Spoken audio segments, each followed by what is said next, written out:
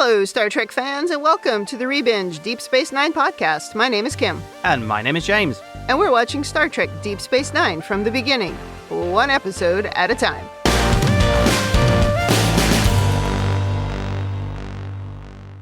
Welcome back to the podcast. Today we are on Season 6, Episode 4, Behind the Lines. This episode aired October 20th, 1997. Before we talk about this one, anything to say about last week's episode, Sons and Daughters? Worf will not be winning Father of the Year. No, he will not. In fact, I don't even think he's going to be nominated. Well, so today is a James episode, and I get to be the Muppets in the Peanut Gallery, my favorite kind of episode. You do enjoy that. I really do. So I will let you get started. We open on an awesome space station, Starbase 375, with a Dock Defiant surrounded by other Federation vessels. Sisko is recording a log saying his crew are determined to do whatever it takes to win the war. Nog has managed to acquire some Saurian brandy, much to everyone's surprise, and he tells them he may be a cadet, but he's still a Ferengi. Yeah. I could see Nog being very useful when you wanted to get luxuries that are in short supply, having a Ferengi on the crew. Yeah. While they're toasting and celebrating a successful mission, Miles comes in holding the discharged power cell from the phaser array, which they used up in the last mission. Sisko makes a speech and mounts the empty power cell against the wall of the mess, and we see that there are already 6 of them there. It appears this has become something of a tradition to the crew to show their determination to fight, and they all cheer. I hope those things are reusable, otherwise we're just adding to a big junk pile somewhere for Wally to clean up. I was wondering whether they could recycle them, yeah. I hope they can. Admiral Stuffshirt, as you like to call him, Kim, comes in and tells Sisko they found how the Dominion manages to seem to be one step ahead of them. Mm-hmm. They have a giant sensor array hidden near the Argolis cluster, and he gives Sisko the job of creating the attack plan to take it away from them. This admiral doesn't seem to be as incompetent as the other admirals that we've seen, or as corrupt, although maybe that's still to come. I don't know what happens after this episode. But he is Admiral Stuffshirt, no doubt. Now we go back to Deep Space Nine, and Kira and Rom are watching Damar come into Quark's bar. We learn that Damar has lost his data pad, and Kira narrates that the pad contained a secret plan that with the Ketracel White running out, they'll poison the last ration of it to kill all the Jem'Hadar. Right. A group of Jem'Hadar now come in and confront Damar with the missing data pad. Rom says, they found the pad right where he left it, outside their quarters. An argument ensues, and the Cardassians and Jem'Hadar start fighting, and even shooting each other. It's absolute chaos in the bar. Yeah. And then we go into the opening credits. It did make me laugh that in the fight scene, Damar throws Quark over the bar, and Rom winces watching, saying, ouch. Yeah. Ow. I did wonder if the Jem'Hadar soldiers finding a Cardassian data pad, are they really going on there and reading Damar's report? Do they really care? Do they have that much interest? I would say yes, because we learned in Rocks and Shoals that the Jem'Hadar do have a little bit more smarts than they're credited with. So I think they would see it in their interest to read the pad. I gotcha. I would say the Jem'Hadar don't trust the Cardassians and are just being told to work with them. Oh, no way. And I did like how Kira and Rom are enjoying watching their handiwork as just the chaos plays out. And Kira at the end just slides out of the shot. Yeah, she backs away. That would have been a good opportunity for a song. Oh, yeah. As she backs out of the spotlight, and it could have been Rom's song. It would have been great. I can't not see musical opportunities now ever since we started talking about it. Back in the bar, the fight is over, and we see that there are several dead Cardassians and Jem'Hadar. Did you actually see dead Jem'Hadar? I wrote down lots of dead Cardassians. Not sure I'm seeing Jem'Hadar. I thought there was one. I might have to go and have a look. Anyway, lots of bodies. Damar is making excuses to Gul Dukat, saying it wasn't his fault. Very Cardassian. Dukat and Weyoun are inspecting the chaos in the bar and trading insults while trying to put on a happy, unified face. Weyoun tells him that the men need to see we are allies, and he tells Dukat to smile. It's like one of those awkward Odo smiles. Yes. And I like how you can hear grumbling in the background while this is going on. Yeah. And you can clearly see from this that there is no love lost between these two allies. Nope, that's true. It's like it was just a powder keg waiting for somebody to drop a match. Yeah, exactly. Yeah. Back on Starbase 375, Sisko is giving a briefing on the plan, and he's taking the risky move of flying the Defiant through the Argolis cluster. Dax studied protostar clusters and says she can navigate it. The Admiral approves this, even though it's risky. But didn't Dax also say she could get around the gravimetric distortions in Children of Time? Yes, she said that there would be no problem getting through the barrier, and we know how that worked out. Yeah. So she's put that behind her, obviously. It was all in the past. It was a long time ago. Yep. I just realized I do keep on referring to the station as DS9. It's currently Terek Nor, so I should probably correct that. But the name of the show is Star Trek Deep Space Nine. Yes. They should have changed the credits. Back on Terek Nor, Kira goes to Odo's office, and he's kind of annoyed that Kira went ahead with this plan to start the fight without his approval. I thought he was too mad here, really. I felt like they forced it. They forced him to be super mad so that what he does later in this episode was more justified. But I didn't buy it. Well, he was annoyed that this could provoke Dukat and feels that there are limits on what they can do. He actually says that. I think Kira really annoyed him when she questioned his loyalties. We know Odo just likes to keep things calm, and he's genuinely worried that they could take this over a line and the Cardassians could start a full lockdown. Right. I kind of feel Odo's point here, but at the same time, Kira needs to feel she's doing something. Yeah. And she didn't really question his loyalty. He said, "Are you questioning my loyalty?" And then later, he gives her a reason to question his loyalty. So, yeah, I don't know. It's almost like a self-fulfilling prophecy. I see what you mean, yeah. Well, the argument is starting to get a little heated, but suddenly, into Odo's office comes evil changeling woman. So you know there's going to be trouble. Creepy woman. Well, she's not a woman. We've established that, but creepy changeling person. Also in this scene, she mentions once again, she says openly, the resistance meeting. I think for operational security, you should at least use euphemisms. Yes, give it a new name. Book club. Yeah, the book club. I like that. Oh. See you at the book club meeting. Yeah, exactly.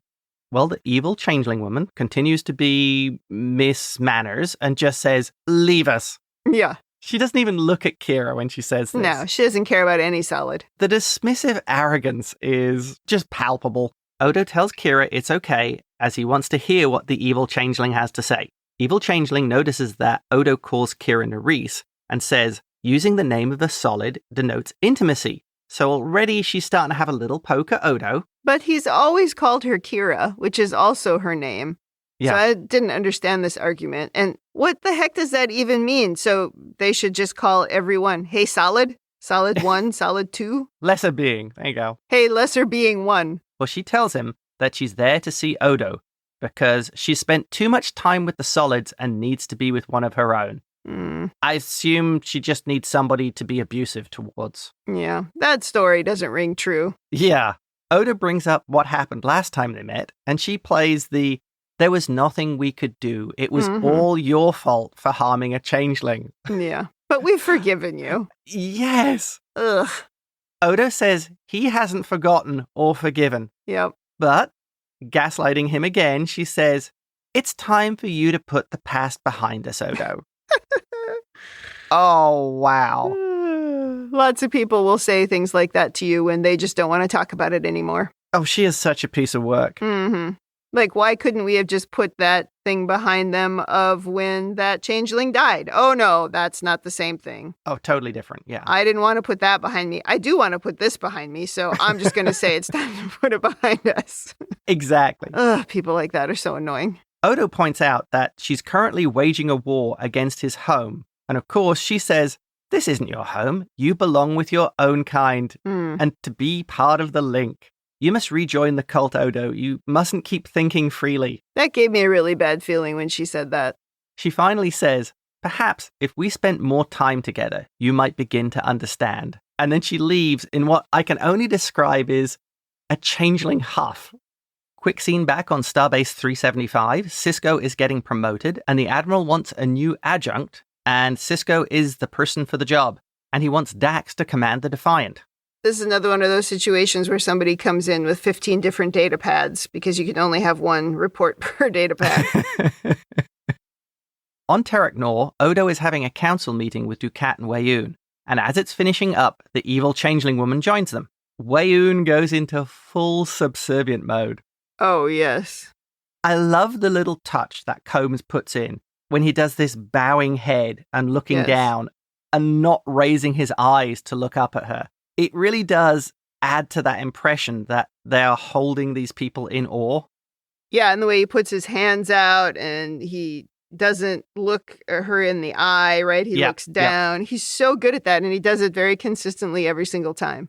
Dukat, meanwhile, goes into full bluster mode, but she cuts him off dead and says, "What about the minefield, and why hasn't it been deactivated?" Why don't you take the minefield down? She may be the embodiment of evil, but at least she knows how to talk to Dukat. Yeah, she doesn't care about Dukat. Did you notice in this scene when the Vorta says something about how he's following the plan that the founders laid out for him? Yes. Even though she said that she's just left the war to the Vortas earlier in the episode? I have an over-analysis point on that. Oh, okay.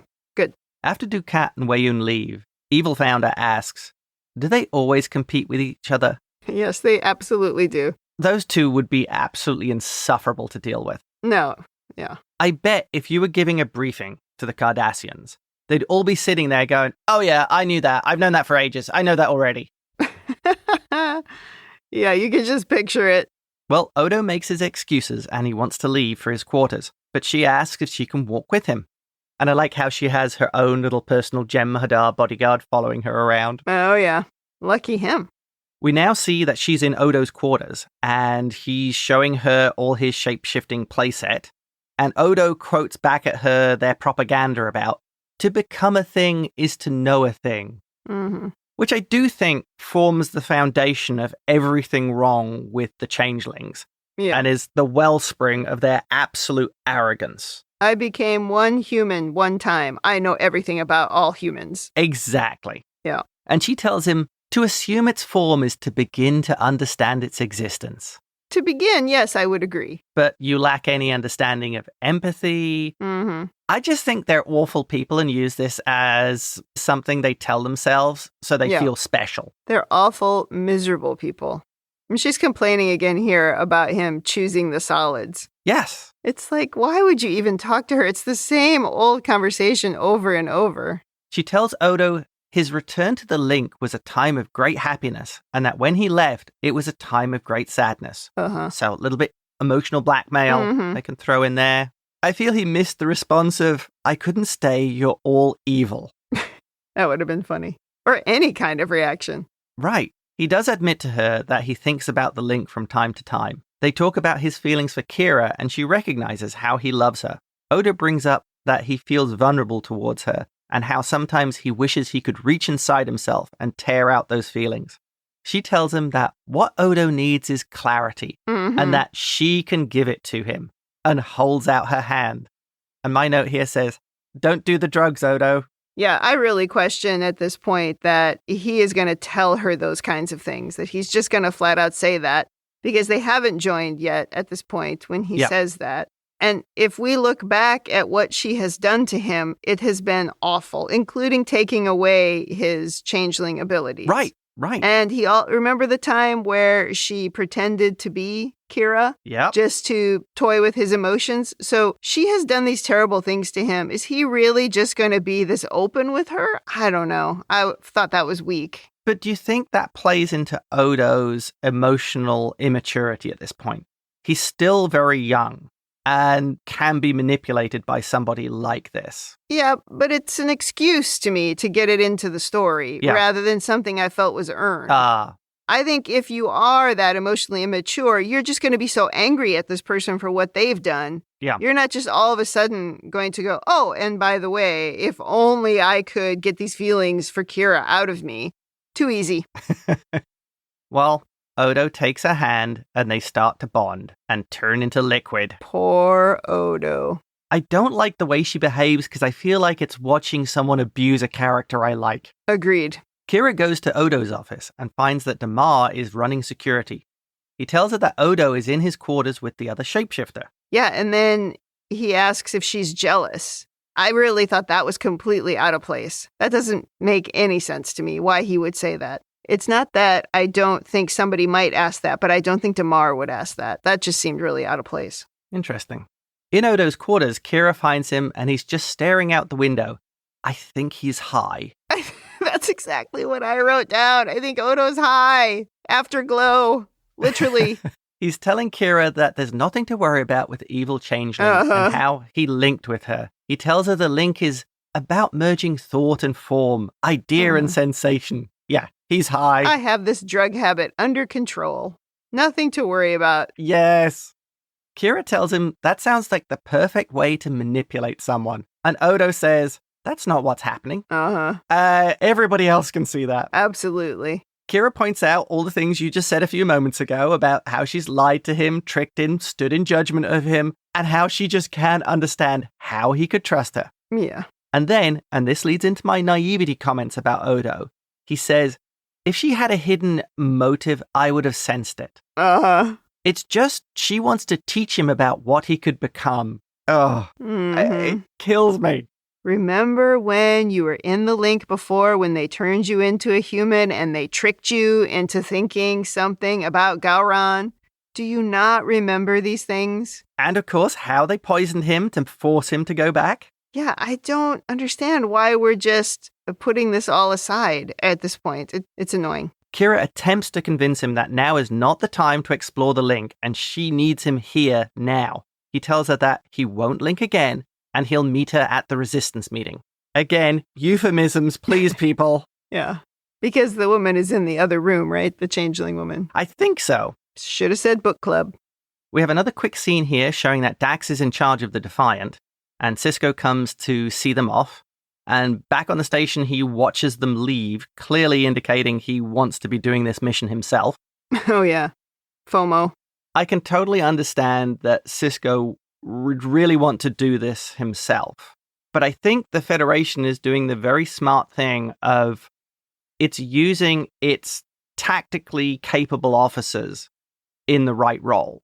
Now, Sisko has a lot of experience and it seems to be very successful. So you would want him being able to pass those ability to plan, pass those skills on to other people to carry them out.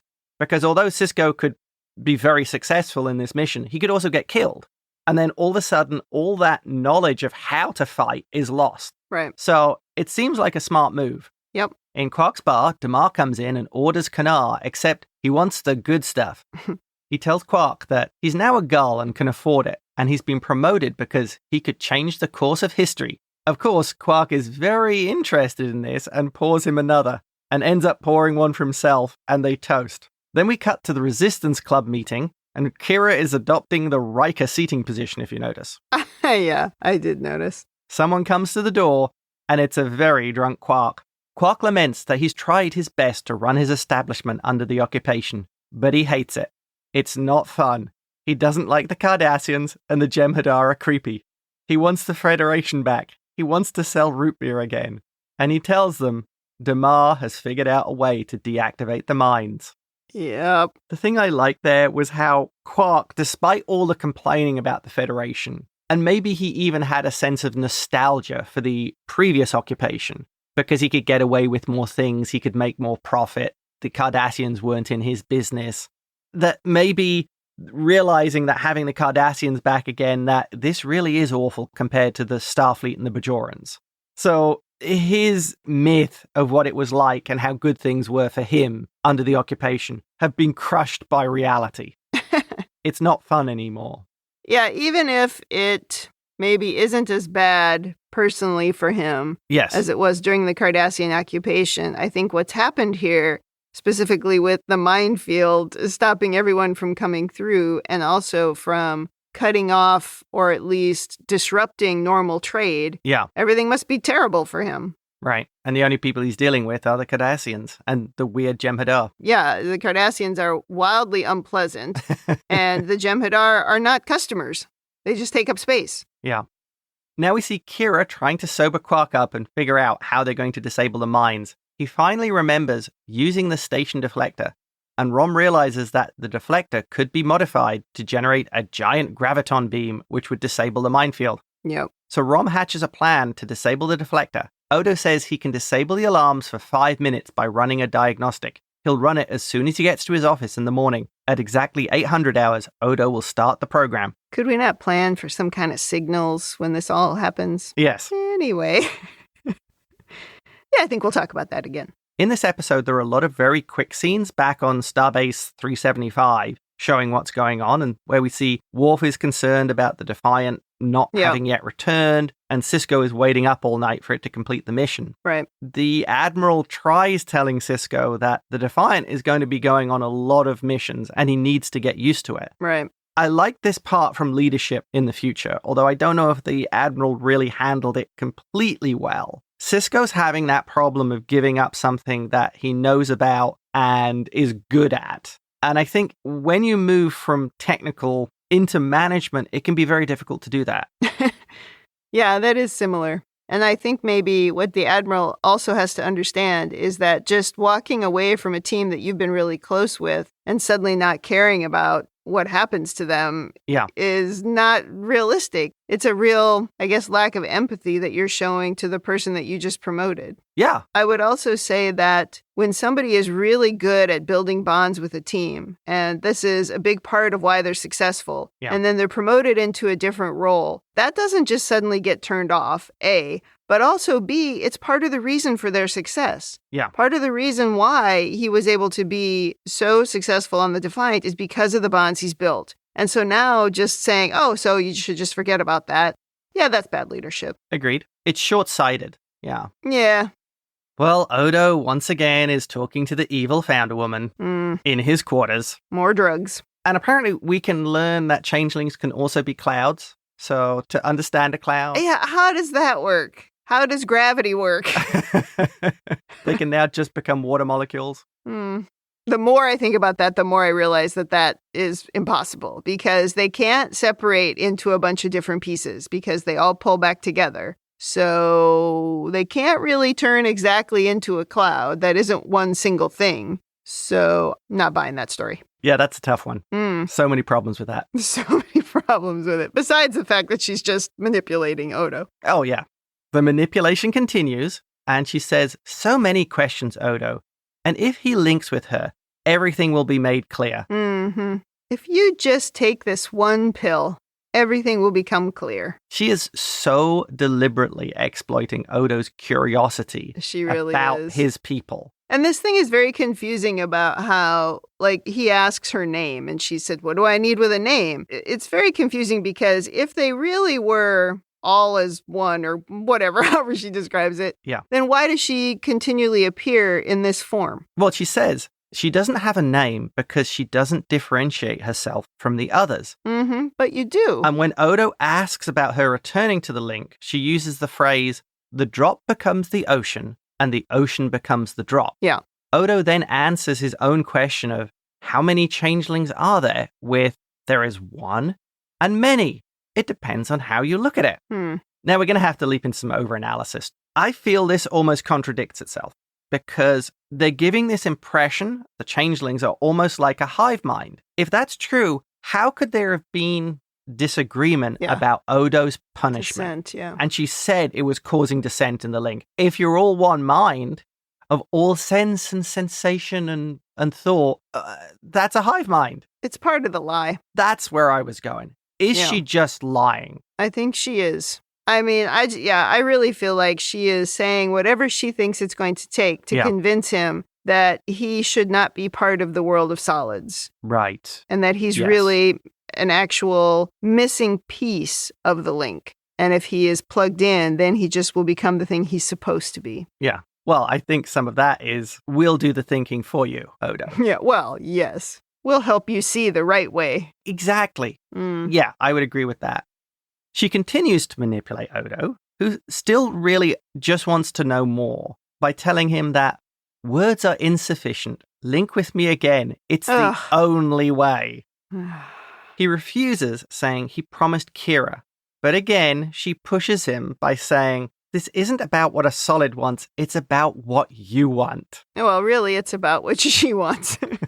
oh yeah, it's none of this is about what Odo wants. It's about her. No. There's a Kai Wynn level of manipulation going on here. Again, I find it disturbing because it feels she's almost like grooming him. Ugh. Rom is setting off on his mission and has his tools hidden in a bowl of fruit. Kira goes with him and opens the panel. Rom waits inside. Kira then goes to Odo's office, but he's not there. She calls him and there's no answer.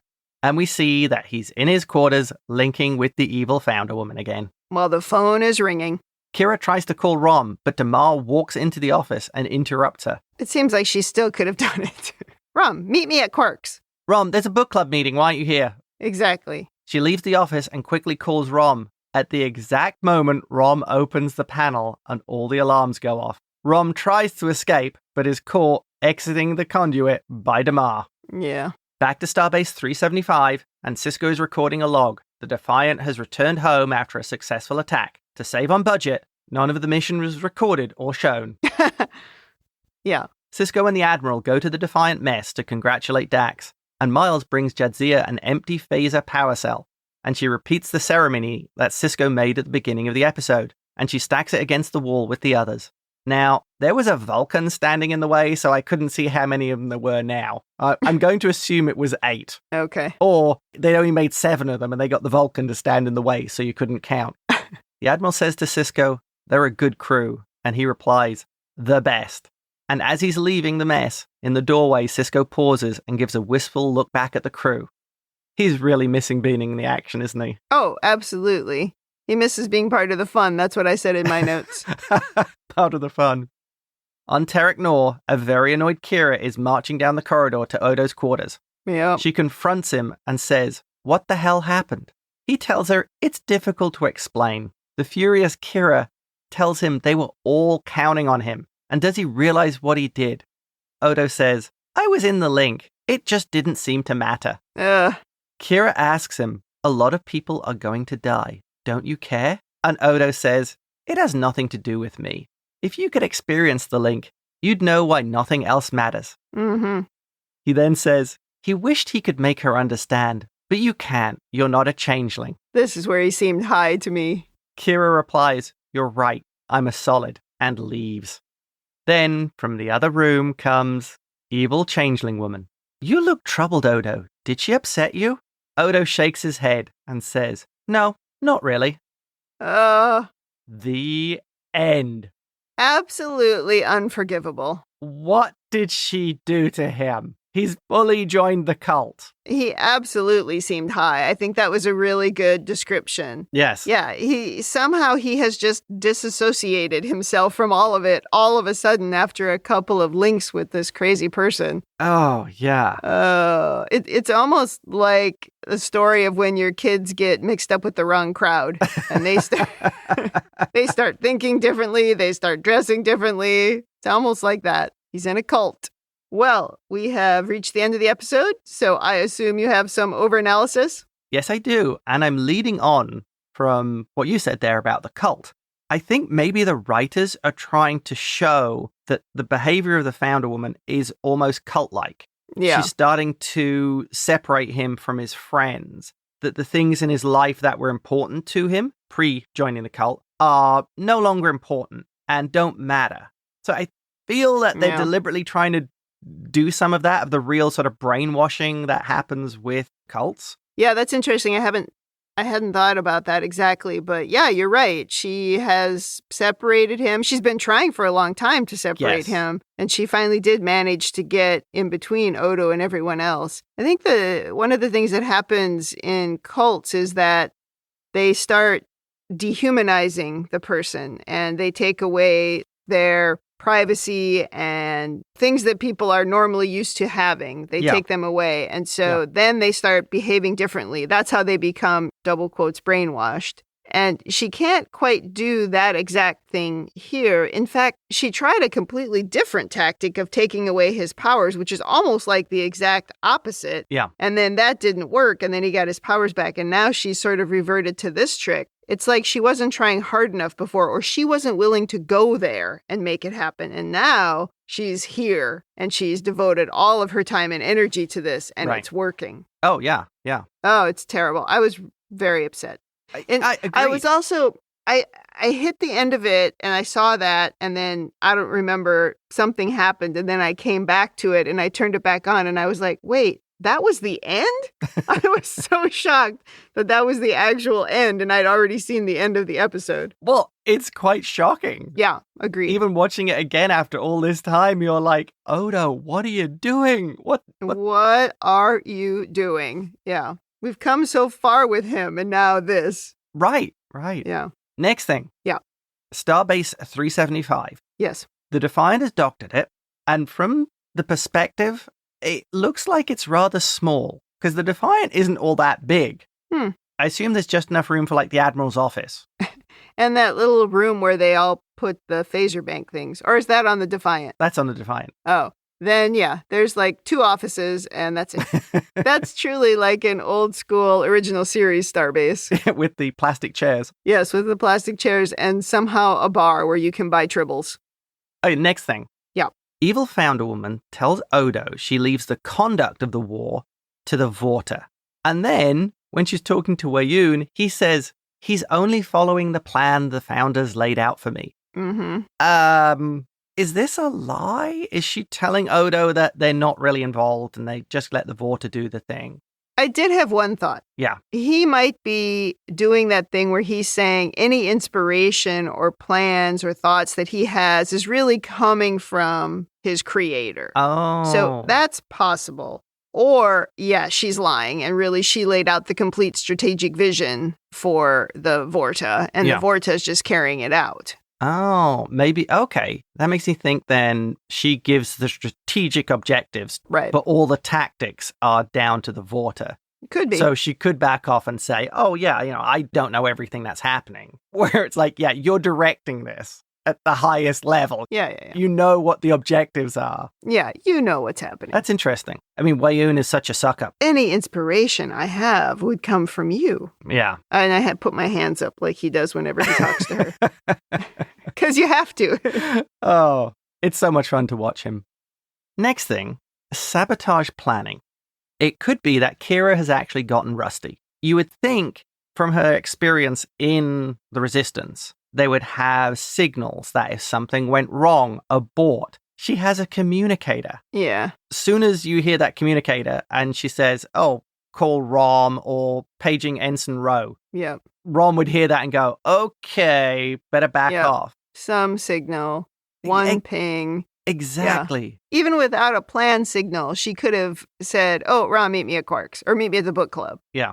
Right. Yeah, and he would have known something was wrong. I can't decide whether that was a writing trick because they needed Rom to get caught, or whether you could look at it as saying, Kira hasn't done this stuff for almost 6 years by this point. But I would think that would be so second nature if you'd survive. Yeah, me too. Because what if something happened to Odo? Yes. Certainly, we were supposed to believe she wouldn't have predicted this, and I wouldn't have predicted what did happen, but still something else could have happened. Yes. So, yeah, the fact that there was no, okay, all systems are go at least 5 minutes before anything. Right. Maybe we're supposed to think that Kira had gotten to the point where she had trusted Odo too much and just believed 100% that he would be there. But they already had that argument about him and the changeling woman, so I'm not sure I buy it. Yeah. I think it was weak writing. I think there were many other ways this could have happened. Because there was no escape route. Yeah, exactly. Wouldn't you think someone like Kira would have had an emergency plan for if it goes wrong, we do this? Yeah, beam him out, anything. As soon as Rom goes into that conduit, he welds the panel shut behind him so the Cardassians can't get in, and he goes an alternative route to get out. Yeah. Multiple ways you could handle that. Yeah. Next thing, fingerprints and DNA analysis. Kira opened that panel for Rom, and she wasn't wearing any gloves. Now, I would wonder if the Cardassians were interested in if there were any co-conspirators involved. They would dust it for prints. Yeah. We only have DNA evidence when we need it. In the story. Good point. Yeah, okay. Yeah. And that wraps it up for my overanalysis. Well, my 3 things in overanalysis, one of them is I think Kira could have called Rom, so we already talked about that. Yeah. But one of them is, am I supposed to believe that all of this stuff happened with Odo because he was annoyed that they went ahead with that plan at the beginning, even though he didn't like it? Am I really supposed to believe that his entire character changed because of that one thing, even though we are clearly in the middle of one of the most stressful events that any of us have gone through in the 6 seasons of this show? No, I think it's down to there's a parallel between Dukat and Zial and Odo and Evil Founder Woman. He so desperately wants to connect with his people. It's, if you like, programmed into him, like going back to the Great Link. And he, I guess, from an intellectual standpoint, is fighting it. He's fighting those urges to join them. And when she's actually there, she's able to override the smarts, the common sense, and make him join the Link because he wants answers. And she's exploiting that really base programming in Odo, and she knows how to do it. And maybe we're supposed to believe that his love for Kira, or his obsession with Kira, has almost short-circuited that, whatever that is, that they've put inside of him. Oh, yeah, and now he's at the point where he's even feeling like that is a problem. And so the changeling then was able to get the upper hand. I feel like it's sort of like overwhelming. Like her presence is almost overwhelming to him. I see. And I like the thought of the Link being like a drug addiction. Yeah. And he needs another hit of it. That's really interesting, especially when he's feeling weak and vulnerable because of Kira. It's also a great way for the founders to maintain control of the other changelings. I see that. I do think the problem is the way he had to explain this thing about Kira and how he wished that he could reach in and rip those feelings out. And that, I didn't feel like having that conversation was an earned moment. Yeah. Not that those feelings weren't earned, because I think they were, but him telling the changeling about it, that to me was like, we have to stick this exposition in here to explain this story. And it was really awkward for me. And I guess that's just what's bothering me. You wouldn't expect that level of trust from him. No. And he doesn't keep a log, so he wasn't going to say it. Well, that's where I feel that maybe the fact that the changeling woman is overwhelming him. Okay, I gotcha. That makes sense. I'll allow it. Thank you. My last item is just that the changelings are just miserable, unhappy creatures. I'll go with that. Which I think we already know. That are convinced that they are superior. Yeah. And they have their own shorthand and propaganda. Oh, I can change into something. I can understand it. Ugh, yeah. Gosh. It's the arrogance of the stories they tell themselves. Right. Well, I guess let's go to women in the future. And I didn't even really take any notes about this section. I'm not sure that I have anything too interesting to say.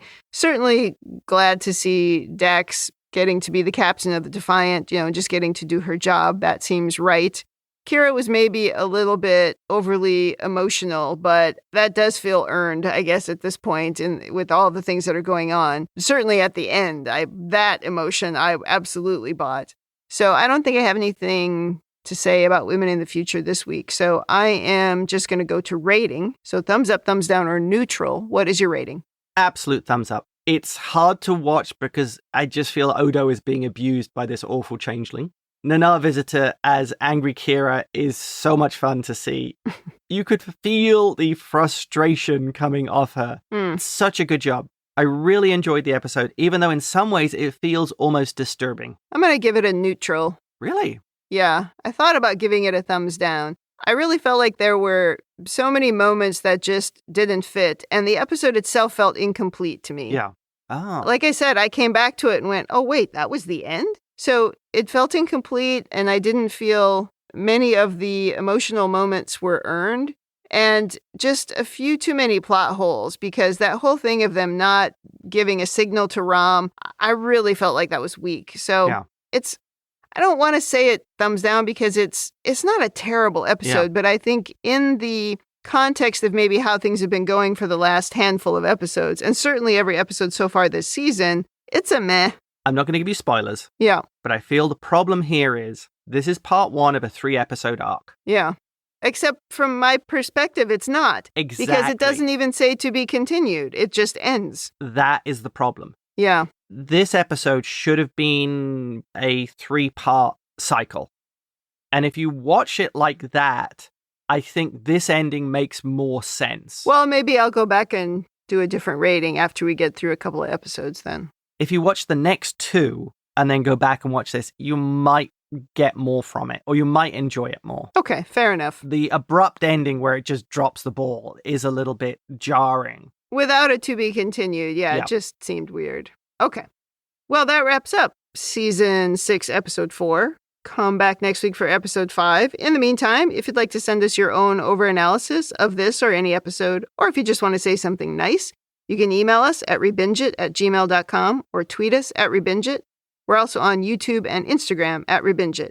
You can check us out on TalkThroughMedia.com, where you can listen to all of the other podcasts in our network, and you can also leave feedback for individual episodes there if you would like to. And if you are looking for our Patreon, patreon.com/Star Trek TTM is a Patreon that supports all of the podcasts on the Talk Through Media network. Thanks for joining us on the ReBinge Deep Space Nine podcast. That's it for me. And that's it from me.